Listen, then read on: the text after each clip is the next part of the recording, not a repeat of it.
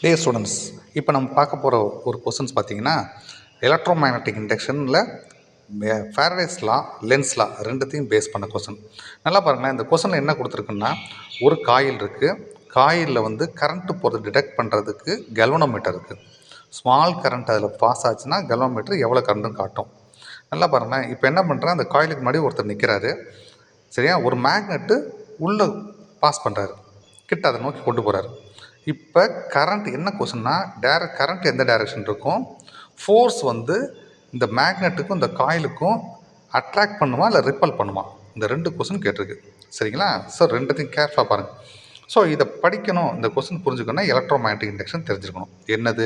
நல்லா பாருங்க, அதாவது magnetic flux linked with the closed சர்க்யூட்ல சேஞ்ச் ஆகும்போது அந்த லைன்ஸ் ஆஃப் ஃபோர்ஸ் இந்த காயிலோட லிங்க் சொல்லும்போது மேக்னெட்டிக் ஃப்ளக்ஸ் இதனால இந்த மேக்னெட்ல மேக்னெட்டிக் ஃப்ளக்ஸ் இருக்கு, அந்த நம்பர் ஆஃப் கிட்ட கொண்டு போக சேஞ்ச் ஆகும்.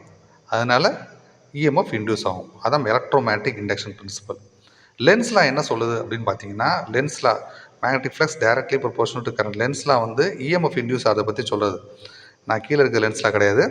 ஸோ இந்த லென்ஸ்லாம் வந்து டைரக்ஷன் ஆஃப் கரண்ட்டை கொடுக்க போகுது. இந்த ரெண்டு லாவை பேஸ் பண்ணி தான் இந்த கொஸ்டின் சால்வ் பண்ண போகிறேன்.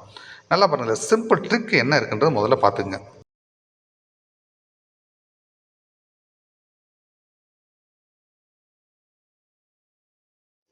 ஸோ அந்த லென்ஸில் முதல்ல ஸ்டேட்மெண்ட்டை பார்த்துங்க. Direction of induced EMF such that it always oppose the cause responsible for the production. எதை இஎம்எஃப் எது உண்டு பண்ணுதோ அதையே அப்போஸ் பண்ணும். இப்போ இந்த மேக்னெட் கிட்ட போக என்ன ஆகும்னா, மேக்னெட்டில் நார்த் சவுத் இருக்குங்களா, இந்த காயிலில் என்ன பண்ணும், காயிலோட ஃப்ரண்ட் ஃபேஸ் வந்து மேக்னெட் நார்த் அப்படின்னா காயிலோட ஃப்ரண்ட் ஃபேஸும் நார்த்தாக மாறிடும். இந்த படத்தை கொடுத்துருப்பாருங்க, அதில் ரிப்பல் பண்ணுது. ரிப்பல் பண்ணும்போது உங்களுக்கு நல்லா பாருங்கள், ரிப்பல் பண்ணும்போது உங்கள் தம்பை வந்து நார்த்து சைடு போகிற டைரக்ஷனில் வைங்க. தம்பு இருக்குல்ல, கட்ட விரல், அதை வைங்க.